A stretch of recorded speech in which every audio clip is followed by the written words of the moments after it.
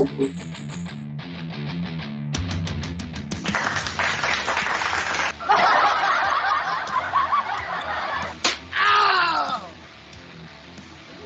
to Ring the Damn Bell. Of course, I am your host, KG. And with me, as always, is my sidekick, my co-host, the wrestling enthusiast, Mark. What's going on, man? Just trying to stay warm, brother. Just trying to stay warm. Dude, it is fucking brutal right now. Yeah, but it's going to be 32 and 34 Thursday and Friday or something stupid. Yeah, then we're supposed to get hit with cold weather again. Yeah. Only Minnesota can say it's nice when it's 34 degrees. Right? Yeah.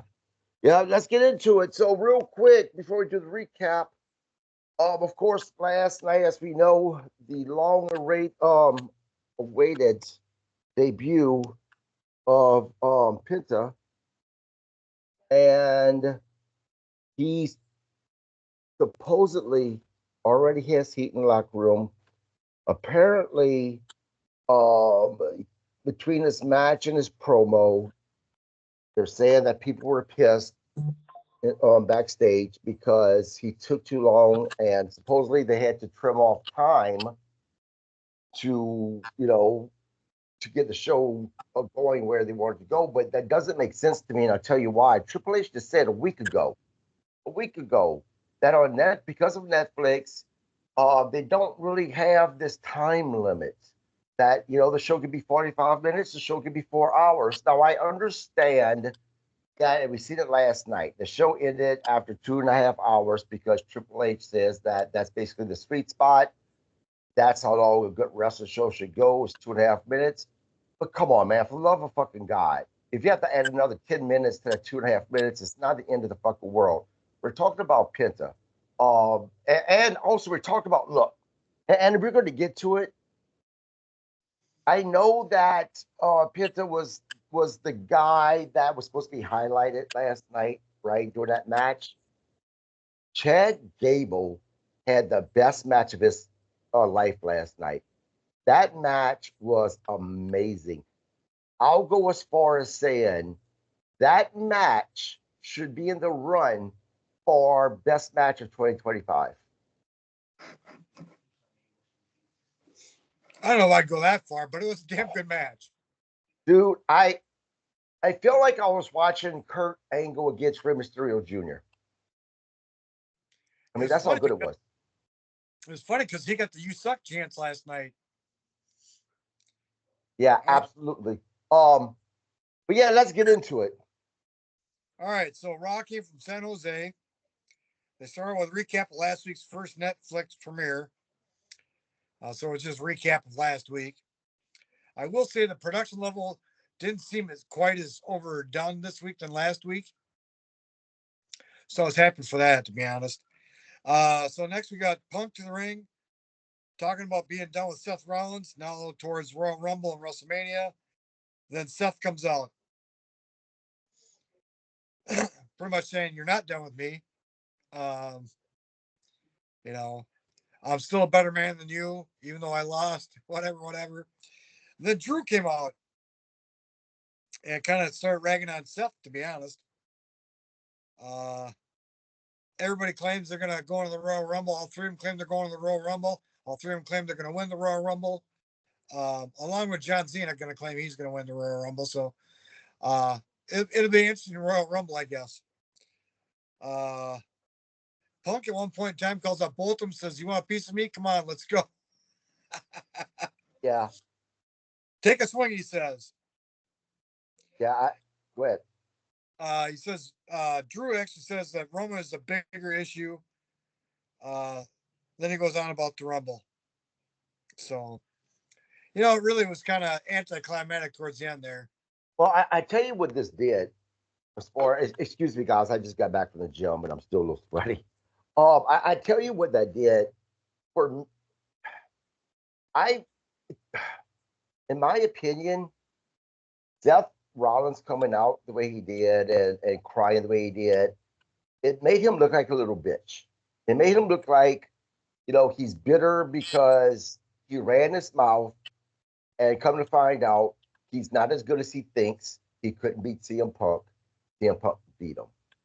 Uh, I think that it would have been better if Seth Rollins would have came out and said, "Look, you were the man that night. Let me shake your hand, but just know I am entering the Royal Rumble because I too want my shot at the belt."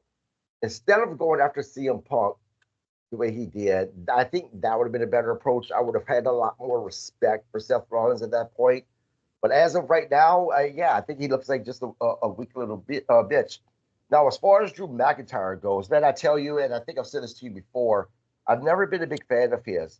But a heel Drew McIntyre, I'm starting to really warm up to this guy as a heel. I'm starting to like him. Yeah, I don't know if he's really a heel or just anti-hero. You know. Yeah, So yeah, I agree because in a way, you could almost say, yeah, he does have he kind of has a point, but you can also say that for KO as well. So it's they're heel like, I guess, but at the same time, I can almost kind of agree with what they're saying, both of them. yeah. So next we go to um Chad Gable versus Penta. Oh my God. All right, now before you get all wet your pants, all right. At one point in time, Michael Cole says, it's widely known that Rey Mysterio is the best luchador, but Penta's a close second. And I just shook my head. Now Penta's good, and he had a fabulous match, probably the best match I've seen him perform. Probably the best. I don't know. He looked better than he did in AEW. Okay, I hate to say that, but he did. But I can think of at least 2 to 3 guys that I'd put before him, including his brother, Phoenix. Man, I disagree. I if you think Rey Mysterio is better than Penta, you've lost your mind. And I think I'm talking about both a younger Rey Mysterio and Rey Mysterio now. I think Penta is better than Ray. I think Ray on the cutting promos is better than Penta, but as far as being in the ring and moves, Penta all the way. no, I got to disagree. I got to go with a younger Ray. You know, right around the time that Ray was world champion, I got to go with Ray. But we can argue that later. Yep. Uh, So There, go ahead. another Go thing ahead. that struck me is they mentioned Luchador Underground. I was shocked. Underground, yeah. You know who they didn't mention? His brother. They didn't mention AEW. They mentioned TNA, Lucha Underground. I Yeah, can't remember yeah. the other promotion. They mentioned another promotion. Didn't mention AEW though, which I think it's funny. But like I said, this was a fantastic match. I know you disagree about being in the running for match of the year, but this is definitely the match of the night. And as much as I love seeing Penta in WWE, I was, believe it or not, again, more focused on Chad Gable because I've never seen Chad Gable be as good as he was last night. I'm not saying Chad Gable hasn't been good, but last night, man, was just phenomenal. When he did the Mexican Destroyer on Chad Gable, I know everyone thinks, oh, well, you got to give props for Penta for doing that move. No, you got to give props to Chad Gable for being able to know how close exactly his head could be to that mat without actually him jamming his neck and then selling it the way he did. Man, I literally stood up and said, wow, Chad Gable has just gotten mad respect from me. He was amazing last night. Now, it's funny you mentioned that because in my notes, one of the best Canadian destroyers, not Mexican destroyer, give credit where it's credit's due. All right. But I got to laugh out of the Mexican destroyer. All right. I've seen, or the best sell. All right. So, yeah, I mean, the way Gable landed, it was best sell or either the best Canadian destroyer I've ever seen. Either way, the move was looked awesome and flawless between the two of them. It was great. So, yeah, for us to actually hit on the same thing, Yeah. that's rarity. But anyways, great match. Yep. Yep. Penta looked great. Penta for the win. Yep. Now, I tell you real quick, his promo he gave, I feel like that promo wasn't a kayfabe. I think that was a shoot because I think that he was being so sincere with that promo. I mean, his look, you have to admit that seeing his family at the ring, and I think that was his daughter that was just crying and sobbing because he finally made it there. That was just heartwarming. It really was. Not to sound out, I'm not a very mushy guy or emotional guy, but seeing her cry that way because she was just so happy for I think it was her dad was just that was great. That was a really great moment all around last night. So yeah. I think he had 2 or 3 daughters there and his wife. I think I'm not sure because he hugged 3 girls, I think, and then he gave one a quick kiss. So I think the last one was his wife. I'm not sure. Um, the other thing I noticed was they must have gave him a crash course in English because I don't remember him speaking a whole lot of English in AEW or Lucha Underground or TNA. So they Yeah, must have his English. I've heard him do a English promo in both Lucha and in TNA. It wasn't as much as it was last night, but I've heard him say a couple of things in English. Yeah, no, last night was more in depth. Right. And even so last night was still very basic and generic. He kept it simple, you know, and shit. You could send me to Mexico and I'd be like, humana, humana, humana, humana. So Speaking of that, Mark, there is a reason why him and his brothers always had a manager. Alex is all been with him for quite a while. Alex is sending out little hits and is being rumored big time that he is leaving AEW to come to WWE to manage Penta, which Penta needs this because um, in WWE, I believe they do cut a lot more promos than AEW just because WWE is so there's so much story, so many storylines there. So he definitely is going to need a manager because he's going to have to cut promos, or a manager that can speak well is going to have to cut a promo. I'm not going to lie to you. I think Paul Heyman with Penta would be amazing. I really, really do. right, but it's not going to happen. So, No, no. anyways, um, next we go backstage, kind of sort of in a way, I guess. Judgment Day, Finn and Liv have a little back and forth. Dom kind of kisses up to Liv, and he ends up being basically a bag boy, and just got shit on whether he realized it or not. And if he was playing that he didn't get shit on, he played it really well. I really don't care for Dom, but you know what? You just can't help but see the growth that he's had over the last 2 years, and it's phenomenal. And I got to give more credit than I do, but I really hate to. But Yeah, yeah, no, Dom has come along great. If the kid put on probably 20 pounds of beef, he'd be more viable. But I mean, as far as his ability in ring, it's improved tremendously. As far as his personality, it's improved tremendously. I think when he first started out, he just seemed like a wet towel, you know. But he's coming along really, really nice. I think he could use a haircut though. yeah. I tell you, I think that give Dom time. He's going to put on size. I guarantee you. Um, I think that a lot of people feel the way you do. Dom has really grown on them.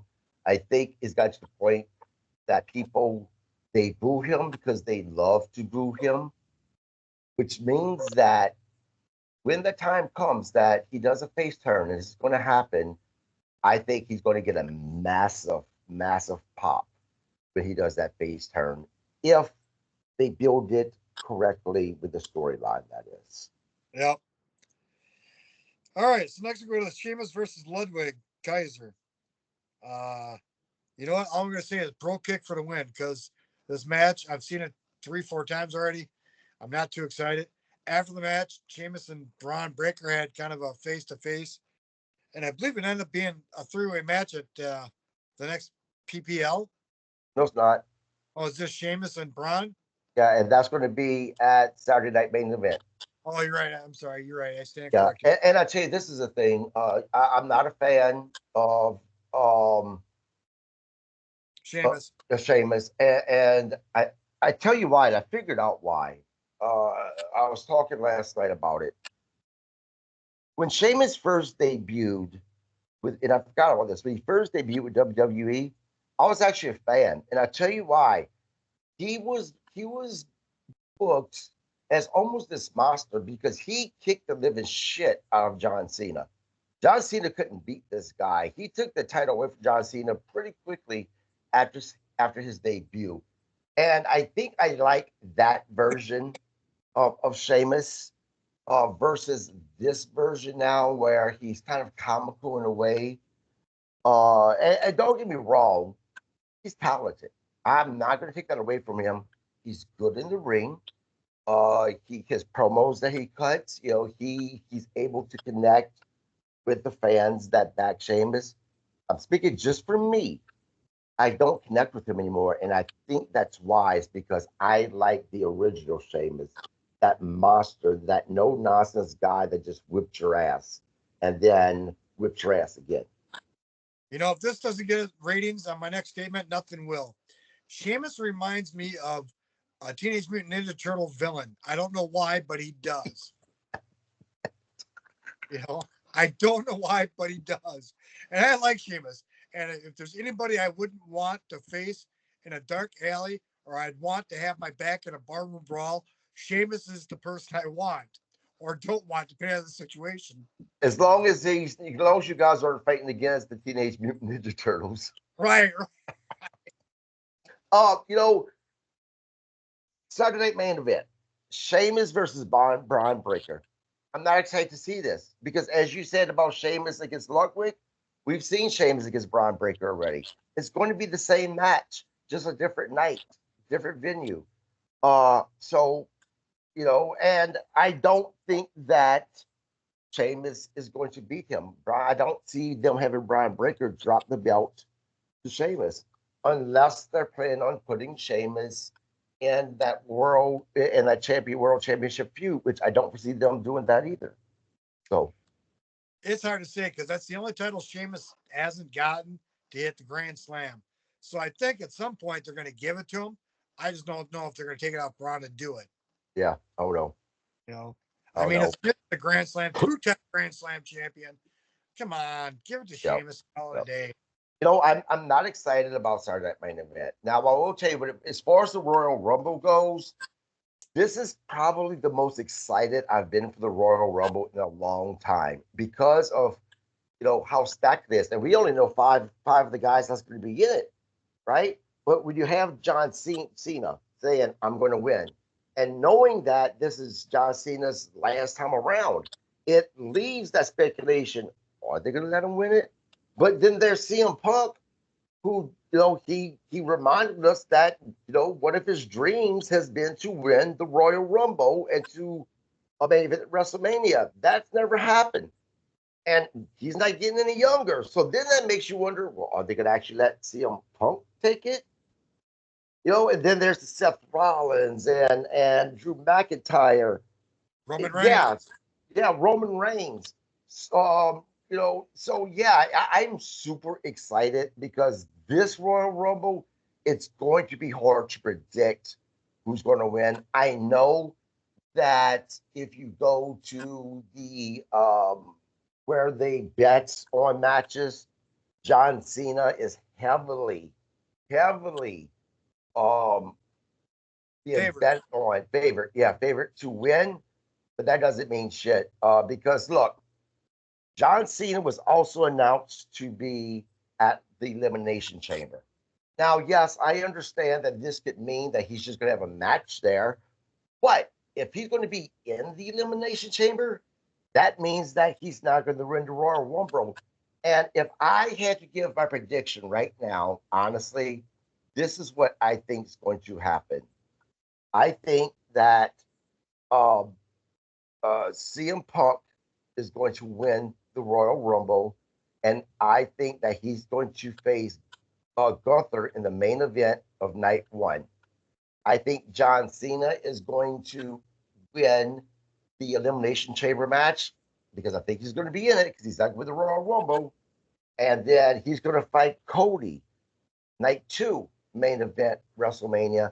And I think Cody is going to go over because beating John Cena would cement Cody Rhodes' name as you are really the guy. Those are my predictions. Real quick here, do you think Punk's got some sort of creative control in his contract? Knowing WWE, I don't. He might have one stipulation saying he'll get to main event WrestleMania or something like that, but I don't think he has total control for his entire contract. But who knows? Well, again, I think a lot of these guys are jumping companies, but in their jump, like Cody, I'm going to be world champion. That I need that in writing. I think who else had that in writing? I'm pretty sure it was a female, I believe, had that in writing. Oh, I think Sasha or Monet has got that contract. And so I think Punk's got that in his contract somewhere. Within the first year or 6 months or whatever. So I don't know. I think he's got some play in his contract. I just don't know how much he's got. I don't. Nobody's gonna hit the level Hogan had in WCW.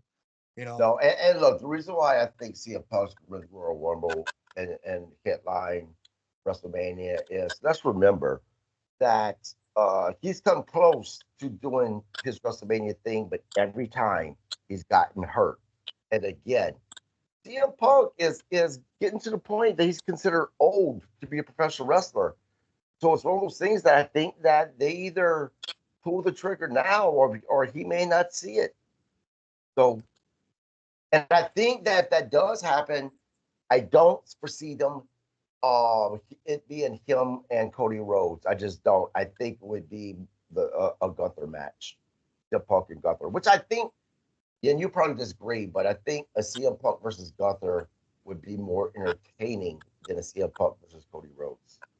I can go with either one, but I guess push come to shove, I'd rather see him and Gunther. As far as age, I think Punk and Cena are about the same age. They can't be more than 3 years apart, I think. Probably hence why Cena's doing his last run and then he's retiring. Which, by the way, there's an interview with John Cena before he came back, and he specifically said that during this year, he wants to be able to be a version of his original character, prototype. Not exactly the prototype, but a version at some point. And he also said that he wants to actually be a heel on this run. So, again, Cena versus Cody. Even if Cena's just the heel going into WrestleMania, then of course Cody wins the match. They hug. That brings John Cena back to being a babyface. Yeah, I don't see.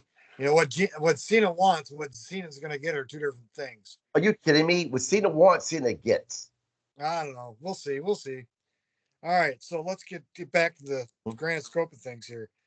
Interview with Seth Rollins. I didn't really get much out of that, so I didn't really write much about that. No, basically, what came out of that is Seth Rollins and Drew McIntyre is going to be facing each other Monday night. Yep, that was my next sentence. Yep.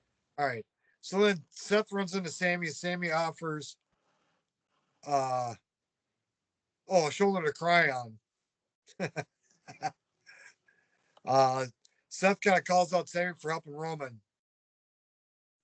And that's pretty much what it was. It was just a dig on Sammy saying, well, blah, blah, you help Roman. So, well, what it did, though, it pissed off Sammy, which leads to the next segment, actually, of what happened. Yep. So Miz and Karrion Kross. I love this one, actually. I don't know why, but I loved it. Explain that the White Six have moved to SmackDown, which... Stop for a second. Let's time out right here for one moment. Because we always call out AEW for doing shit like this. Is it me, or did they just decide, we're going to let the storyline between, Karrion Kross and The Miz, Final Testament, and the Wyatts. We'll just say it's done, and we're just going to move them to SmackDown. One, that really makes the Wyatts look weak because that means Final Testament got over on the Wyatts because the match they had, Bo Dallas, Uncle Howdy, for the very first time was pinned. This makes me believe that they may kind of be giving up on the Wyatts for them to move, for WWE to say, you know what, instead of being on our biggest show right now, Raw, we're going to just put you at SmackDown and just whatever. What are your thoughts about that, man? I kind of agree with you on that. But I think they're going to build them up to SmackDown as like this undefeatable, and then they're going to say, oh, they've never been pinned on SmackDown. Okay, well, you're still the same company. So, whether it's Raw or SmackDown, they've been pinned. All right. So don't try to bullshit me. So anyways, the Miz and Sammy go nose to nose. Sammy challenges Miz. Now, Miz has got a point. Miz is like, I've been world champion twice. That's 2 more times than you have. I've made event at WrestleMania. That's more than you have. And whether you like Miz or not, his credentials are there. And the guy's been injured, I think, once in his 20-year career. Has never injured anybody. Yeah, right. Exactly. And he's probably been the most consistent heel over the last 20 years. Even when they try to turn him face, people still want to. Mike Menendez has got the face you just want to punch. I'm sorry. He does. And correct me, and I'm probably wrong with this, but besides John Cena, who really I don't even consider him with WWE anymore. Now he's just doing his final thing. Is Miz the kind of the senior wrestler on there as far as longevity? Who's been there longer than him right now on the roster? Randy Orton. Only Randy Orton. Yeah. Rey Mysterio, maybe. Yeah, Rey, maybe. Yeah. Because Rey came in early 2000s. Right. And Miz didn't hit till 2006. So yeah, it'd be Cena. And yeah, you can't really count it because he's been part-time. Right. The Rock, same thing. Yeah, so yeah, I guess the only other one I can think of would be little Johnny's daddy. What the hell's his name? Jimmy. R-Truth. R-Truth. R-Truth. Yeah. I really liked this last night with Karrion Kross. Now at first I wasn't sure how I felt about seeing Karrion Kross with the lights on in a suit. I'm used to seeing them in the dark, the spooky type of, Final Testament promos that they do. But this was good last night. It was short, but you're right. I agree with The Miz. I was saying how I view Seth Rollins as just being this bitter crybaby. In some ways, I kind of see Sami Zayn being the same thing. So yeah, they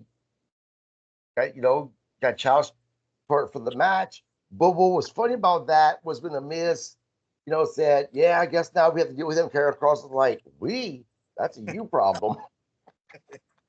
Karrion Kross, I think, is such an underutilized talent. This guy, I think, has got every attribute they need. Size, speed, strength, promo skills. I mean, this guy's got everything, but for some reason they just keep shitting on him. Yeah, I don't get it. He has the look that WWE used to love. He's big, he's muscular, he cuts good promos. And when I first heard he was coming on WWE, that he signed with WWE, I really thought that he was going to be booked as a monster, somebody that just kicked ass. But it's been the opposite, and I agree. I don't know why. It's the same thing with AOP. AOP's very first role in WWE, they're successful, especially NXT. But for some reason now, I don't get it. I don't know. I don't understand. You know, with Paul Ellering, they should be the second coming of Legion of Doom. They really, Yes. you know, because these guys are just tanks, and they have legitimate fighting backgrounds. I think one's got a couple degrees in martial arts, and the other one's got MMA backing, I believe, or background. These guys are legitimate fucking badasses. You know, Yeah.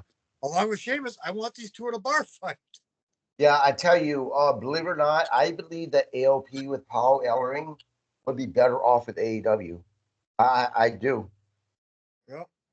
Yeah, but they'd piss them away too. So Probably. come on, Lance Archer and Brian Cage. That's all I got to say. They'd piss Yep. them away. All right. So next we go to Gunther to ring. Whoa, stop, real quick. Can you imagine that match? Lance Archer and Christian Cage against AOP. Yep, that'd be the Miracle of Violence versus the Road Warriors in Japan. That would be just bloody heaven. Bloody Yeah. heaven. All right. So next we go to the ring with Gunther talking about who's on top. Roman Reigns, blah, blah, this, that, and this. Then Jey Uso comes out. And Gunther pretty much said, know your role in that Gunther way. Um, Match at Saturday Night Main Event. Michael Cole did screw up here, though. Michael Cole stated that if Jay won, it'd be his first singles title. That was directly out of Michael Cole's mouth. Yeah, And I didn't hear, I think Cole was stoned last night. I don't know, but I didn't hear a correction. And I'm like, okay, did you forget about that Intercontinental title run he had for 6 weeks or whatever it was? Yeah. So this is my thing with this last night. All right. First, what I liked. I like that promo that Jimmy cut when Gunther basically said, "You're basically a tag team champion. You know, you're just a tag team guy. You're good, but you're not good enough to ever have the world title." And that was it, you know, Jimmy came across as being very passionate and emotional when he cut that. You know, when the fans were even saying yeet, he even told them to basically pipe down. You know, this was important. I like that. What I don't like is this. I hate matches that gets booked knowing that, you know, that person doesn't have a chance of winning the title. To me, that makes it boring. Um, because there's no suspense there. And you know, there's no way Gunther's dropping that title to Jimmy Uso. And a lot of people may disagree with me with this statement about to say, maybe even you too, but in a way, Gunther wasn't lying. Unfortunately, as good as Jimmy is, he's only really going to be the top guy if he's with his brother in a tag team, as a tag team, having the tag team belts. You seen what they did with him with the IC title. He was nothing but a transitional guy, and I would have rather them not put the title on him than to treat him that way because he is too good to be treated that way. Okay, now this is the way I see it, kind of sort of in a way. Yeah, he's not going to win the title. All right, but it's elevating his status. So somewhere along the line, they might throw him the title at one point if Gunther gets hurt or whatever. You know, I'm sure the same thing was said to Shawn Michaels at one point in time. Hey, you're a great tag team champion. Although I don't think they were. Never. No, they were for like one night. They were stripped or it was reversed. Right, Um, but I'm saying they'd never say that about Shawn Michaels. They seen potential, and when they decided to split them up and they told Shawn to super kick Marty Jannetty, they knew right away they had a plan with him. And that plan was to put him at the top level as a main eventer. There was right. something special about him. You can't say that about Jey Uso, and I don't think the company has ever said that about Jey Uso. Yeah, but it took Shawn 2 years to get to that point after he super kicked his Right, buddy. but they still had a vision for him to get to that point. I don't think that any of the top dogs has a vision of Jey Uso ever getting there. I don't know. We'll see. We'll see. All right. So, uh, Live Valkyrie promo and then a Dakota promo for the Intercontinental title. That was just kind of yawn for me. Sorry. But the match? No, the Oh, promo. yeah, the promos, whatever. So then we go to Lyra Ashley versus Dakota Kai. Better match than I thought. Lyra, 100%. huh? 100%. Yep. I especially like the pin because she just wrapped her up like a Christmas present, folded her arms down and said boom and pinned Yeah. her. This match, when it started, I'm like, I'll come back and watch it later. I'll go out and have a cigarette. But then for some reason, whatever it was, I ended up watching a couple of minutes of the match and then I got into it. And I'm glad that I did because this was a really, really good match. There was certain moves that they did that I actually said, holy shit. That suplex from the ring to the floor. Look, I've seen this move 1,000 times, but this particular one, man, it looked like this was some damage that was done. I don't know what was so different about it, but I was like, oh, holy shit. And there's a couple of other moves. This match was absolutely great, 100%. Go ahead. It's frightening that you and I are hitting on the same things because after that, I wrote that she got the pin. I wrote that suplex from the apron onto the floor. Now, I haven't seen it 1,000 times, but that was probably the crispest one I've seen. And yeah, you were just like, ooh, ouch. It's kind of like getting standing next to somebody that got kicked in the balls, and Right. you just, ooh, ow. After seeing that match, after seeing that movie, you went, ooh, ow. You know? Yeah, So yeah, absolutely. Now, and this is where you may disagree with me. I'm not mad that they put the title on Lara, or how you pronounce him again? Lyra. Lyra. Yeah, I'm not mad that they put the title on Lara. Don't get me wrong, but I wish they would have given it to Dakota Kai though. But I'm still good with Lyra having the title because she's really good as well. I'm just a little bit more favorable to Dakota Kai. You know, I kind of go with a little bit of seniority, who's got more experience, whatnot. And Dakota Kai definitely has more experience. Um, Lyra's good. I don't see all the hype that Triple H sees in her, but I like her. I enjoy her. I don't think she's the second coming of Becky Lynch, but I do like her. I do enjoy her. But push comes to shove, I think Dakota should have got it. Because there comes a point in time where you've paid your dues enough, give it to them. Right. You Um, Nonetheless, it was a great match. It was for a women's match. It was probably a lot better than I've seen in a long time, and a Yeah. lot of the moves were pretty crisp. And that's the problem I have with the female wrestlers is their moves don't seem as crisp. You know, Right. very few that can do some crisp moves, and I've seen some lately. Yeah. Uh, so it's not like it's not improving; it's improving, but it's just not consistent enough. It seems like some of their choreograph is off or something. So, all right. So next we go to. Oh, by the way, did you see the hug at the end of the match? Yeah. So I don't know if Damage Control is going to stay heel much longer.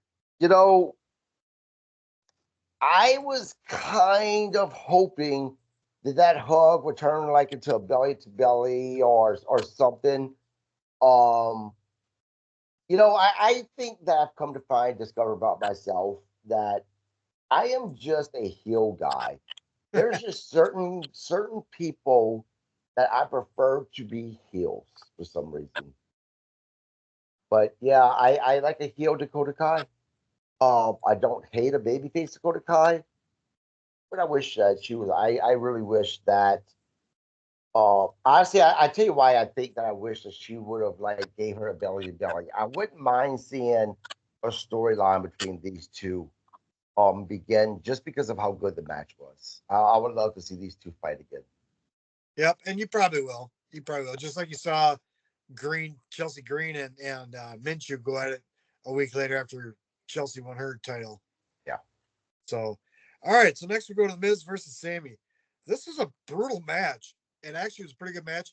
And actually, Sammy giving that hula kick, damn, I felt that. I'm sorry, I felt that. Yeah, Miz got his ass kicked by Sami Zayn. Right quick and in a hurry. So anyways, he gave him the hula kick and then a blue thunder bomb, Sammy for the win. So yeah, Miz could talk shit about being a Grand Slam champion twice, but he got his ass handed to him last night.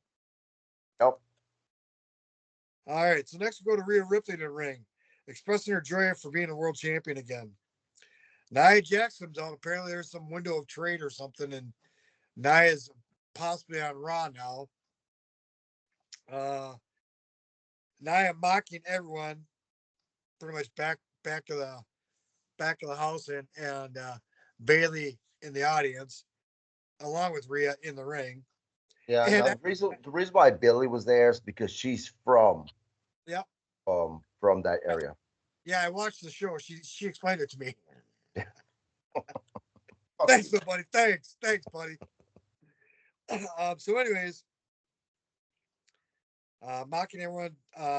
Bailey comes to the ring, asks Rhea permission to take over. Rhea gave it to her. I thought that was great. Um, anyways, let's see. I think that made Bailey look like a chump, is what it did. Yeah, well, basically, Bailey got dumped. Then Rhea got dumped. Both of them Rhea got an nasty headbutt, and then Rhea threw a headbutt, dropped Nia. Then Bailey came back to help drop her some more. She rolled off the. Oh, you got that backwards.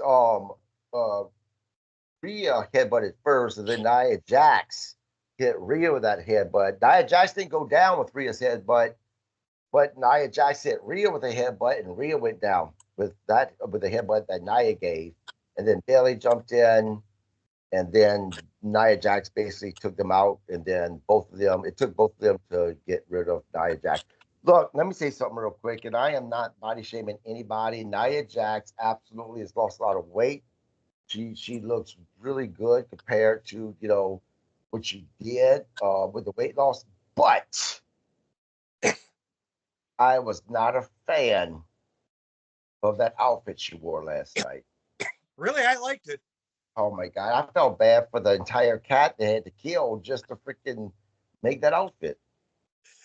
Oh my God, you're killing me. I liked it. I thought it was something different. It was something out of, I don't know, Seth Rollins' wardrobe. God damn. I'm like, what the fuck is she wearing? All right, so let's see. Oh, recap. Hold on. Yeah, recap of Finn betrayal video of.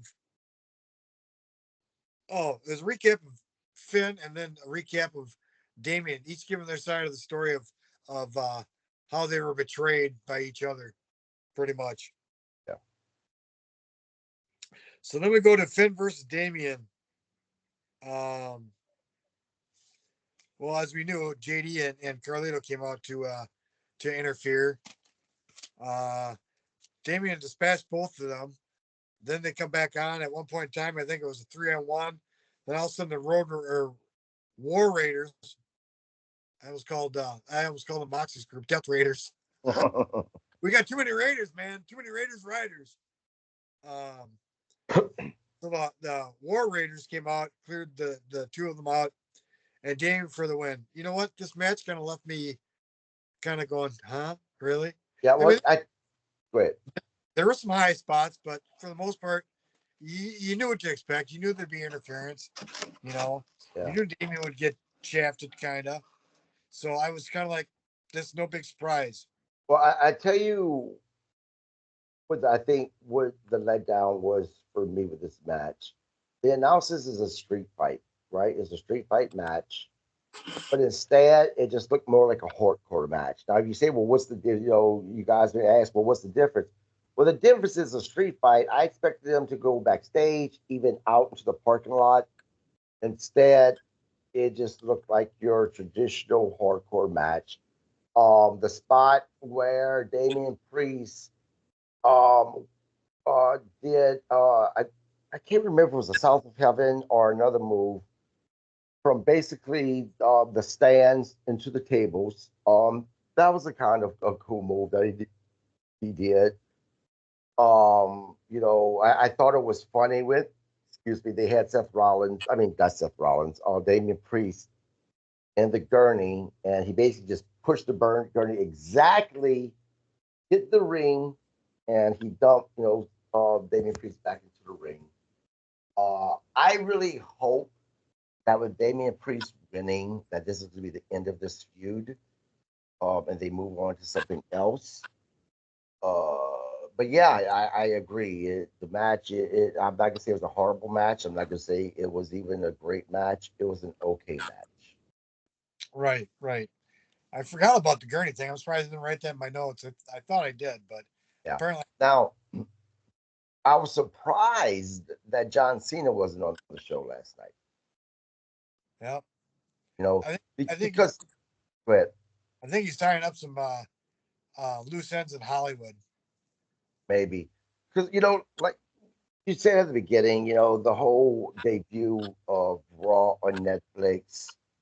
I know that was technically their first show on Netflix, but really last night was their very first wrestling show on Netflix because the Raw debut, yeah, it was good. There were some cool things, but they really kind of made that show to cater to the casual fan or to new viewers.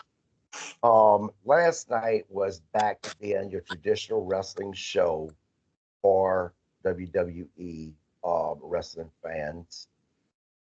It was the red carpet last week.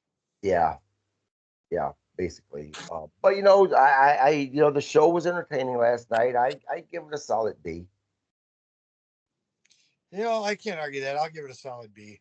You know, I don't think it was overly done. I don't think it was underly done. Um, I think with anywhere else, it could have been worse. It could have been better. But I don't know if I could sit there and do the show and create a better show. To Right. be honest, you know, following their protocols, I guess. You know, Yeah. I'm pretty sure I could put on a better show if I could call the protocols. Yeah. Well, I mean, this is the way I look at it.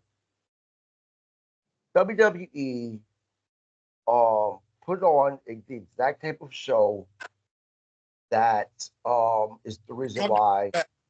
Well, it's the reason why I watch WWE was as far as that type of show, the storylines, the promos. Just like with AEW, I watch AEW more for the wrestling aspect of it. So I mean, I'm not going to hate on it, but speaking of, did you catch Collision in the match between Jericho and Dax? That match was probably one or the final few minutes of that match was probably the worst I've seen in a very long time. With being that they're both veterans in the ring, the fact that it seemed like they couldn't recover from a missed spot, and then Tony Schiavone didn't make it any better by saying, "Oh, I think he scratched the referee's eyes." That was terrible. Yeah, you warned me about it. You sent me a message saying, "Oh, wait till you can see that match." And I watched the match. And I'm like, "Oh, this isn't that bad." And all of a sudden went, "Yep, I see what he's talking about." You Yeah, know, the beginning of the match was fine. yeah. It was getting towards the middle and definitely at the end that it just flopped and it was almost embarrassing. Well, I think a lot of these guys are calling matches on the fly. Which isn't necessarily a bad thing. Chris Jericho can wrestle any type of match, whether it's Mexico, Japan, American. He can do anything. You know, but with Mexico and Japan, you got chain wrestling where these guys go 8, 10, 15 moves out. America does three, and they're calling their next, the next two two What's that? spots. Right. So, um, Yeah.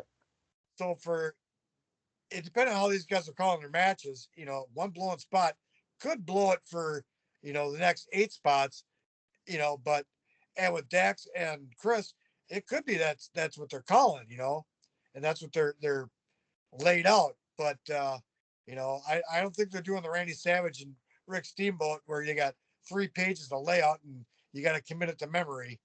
3, it was 9 pages. How many? 9. Oh, I don't know. I can't remember. But I know Steamboat got sick of going over it. Yeah, but this is the thing, and you're right. Jericho, man, he used to be a phenomenal wrestler. He was able to change his character when he wanted to, and he was always successful. The problem is everything has an expiration date, and my fear for Jericho is he's going to become Ric Flair because Jericho is moving slower and slower in the ring. And I really think that Jericho's spot should now be just as a manager, and I think he should be managing the guys who are young, who are still trying to figure out how to cut promos. Because one thing Jericho still has the ability to do is cut one hell of a promo. I just don't think he should be in the ring very often anymore. Yeah, it kind of pains me to say that, but yeah, I agree. I think the pinnacle of his career, as far as highlights, was at his last run on WWE with you just made the list. You Yeah. know, he might have done very well in Japan. I think he did because he sold out the Superdome at one point against somebody I can't remember who. But and that was probably the last time he should have been in a ring as at that point. Well, I mean, his pinnacle group they had when 5 years ago when AEW first started, that was pretty good. I'm not gonna lie. His promos were wonderful, and he had a couple of good matches. But he should have recognized at that point 5 years ago that maybe, just maybe, this should be it for me inside the ring. Maybe I should stick to this manager gig type of thing because I think he'd be a terrific manager. I think he would be a terrific a guy for your hooks who cannot cut a promo to save his life, or your Jack Perry's who still struggles to cut a promo as well. Uh, yeah. Um, I forgot where I was going with this. Damn it. No, Chris hasn't hit the Ric Flair stage yet because Chris is I think 53. Right, right. That's why I said I'm worried about him being Oh, your next I know. Ric Flair. I know where I was going. A lot of these guys, when they hit that tail end of their career, you know, they still want that accolation and they still want that applause and they don't necessarily know when to walk away. They what was that movie with Mickey Rourke, the wrestler or something? Wrestler. That was a prime example of some of these guys that just don't know when to walk away. You know, Well, I tell you, a big hint that they should take when it's time for them just to be done is when the crowd is chanting, "Please retire." I mean, or every time you get in a major match, you blow something out like CM Punk. Once he right. had 3 injuries in 3 years, Yeah. you know, that's your body telling you, buddy, you can't keep running at this pace. But you know what? I think that CM Punk, um, I think once he has his WrestleMania event, his WrestleMania moment that he wants, I have a feeling that we're going to start seeing less and less of CM Punk because I think he's aware of it. He talks about it, but that's why I think that my prediction of CM Punk against Gunther at WrestleMania, I think that's going to happen. I could be wrong, obviously. That's just my prediction. But yeah, other than that, guys, look, please. I always forget to say this in the beginning. Please subscribe to the channel. It's free. Uh, Tomorrow I'm going to be interviewing um Dustin Hines or Dylan Hines. I'm sorry, Dylan Hines. We're going to be talking about the situation with Matt Riddle. Speaking of Matt Riddle, he just won the MLW World Championship. I don't get it. Don't get it. I don't think he's that great in the ring. Oh, I think And he's still Randy Orton's move. He's still doing the RKO. no, I think he's good in the ring. I just don't think he's dependable. I can't. I can barely stand to listen to his promos because I hate that bro bullshit. It makes me want to wring his fucking neck. So you're not listening to Vince So Russo? fuck no. Fuck no. Look, there was that documentary that was made about, who killed WCW. Now, don't get me wrong. WCW was already on that downward spiral, but when they came and injected Vince Russo into it, Vince Russo is what the final nail in that coffin was. Absolutely. No doubt Absolutely. about it. Vince Russo fucking sucks. He takes credit for the Attitude Era. And yeah, he was working there and creative at that point, but he also had a lot of help and a lot of people saying absolutely not to the bad ideas. Yep. He Uh, had JR, he had Vince, everything had to get approved through Vince. right. Um, he had oh god, what the hell's his name? Brother Love, what the hell's his name? Oh yeah. God damn it, now you made me forget. I watch podcasts all the time. Yep. Yep. Bruce, Bruce Bruce, Pritchard. Bruce Pritchard. Pritchard. Yeah. Yeah. Yep. He had Michael P.S. Hayes. He Right. had God, there was one other one too that was in Was there it called Terry Taylor? might have been, but no, that's not who I was thinking of. Um, damn it.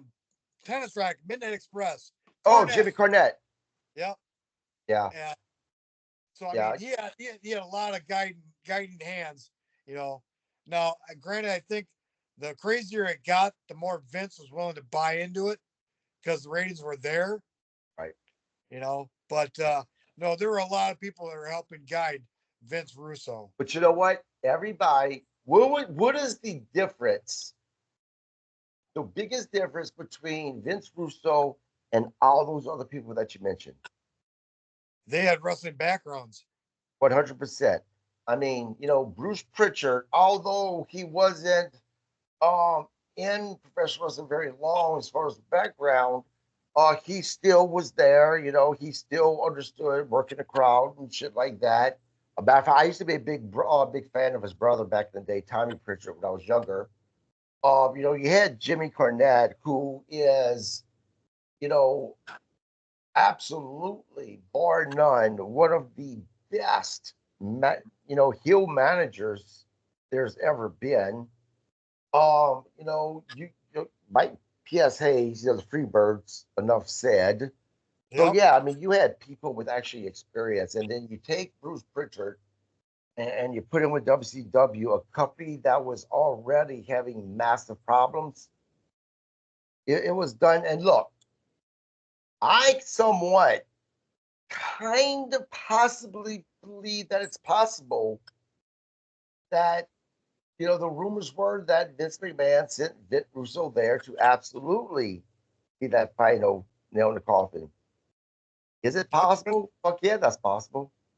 It's my understanding that Vince Russo came from like writing soap operas. Yeah, I'm not sure about that. I know that one time they had a soap opera writer for WWE, but I think it was doing the ruthless aggression era, but they only lasted for a very, very short time Yeah. before they got fired.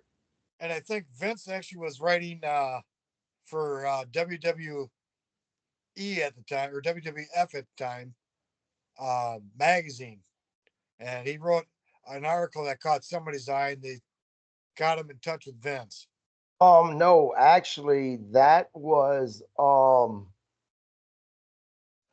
he was writing when he was like 15 years old. He had lied about No, his age. no, I don't know. I can't remember. I don't think that was Vince Russo though, but maybe who knows? But anyway, we wrap up Well, the show. we can agree that we don't like Vince Russo. Yeah, absolutely. But anyway, again, subscribe to the channel, guys. I'm constantly, out there getting people to come on.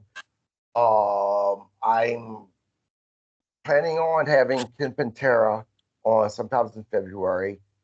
Um, Possibly Missy Hyatt. I spoke to her as well. We'll have to work out a few details. But yeah, like I said, subscribe. We do a lot of recaps. I cover the news. You get to see Mark's pretty face. But We're yeah. trying to draw people in here, not scare them away. But anyway, man, you got anything? Nope, just stay warm and ring the damn bell, brother. Ring the damn bell. We will see you guys on Thursday for the recap of. Actually, let me stop. We will not have a show on Thursday. It's my wife and I's anniversary. So we'll be out eating. So yeah, won't have a show on Thursday. Apologize. Gotta put my wife first. She's the boss. First I get cheated on, then the wife takes precedence. I'm telling you, I'm gonna call the union. Look, I heard she had Seamus's phone number. Okay, I don't feel like getting jumped by Seamus. I'm old now. I can't fight like I used to be able to. But anyway, guys, yeah, if not Thursday, we'll definitely be back on Saturday to discuss SmackDown. You guys ring the damn bell.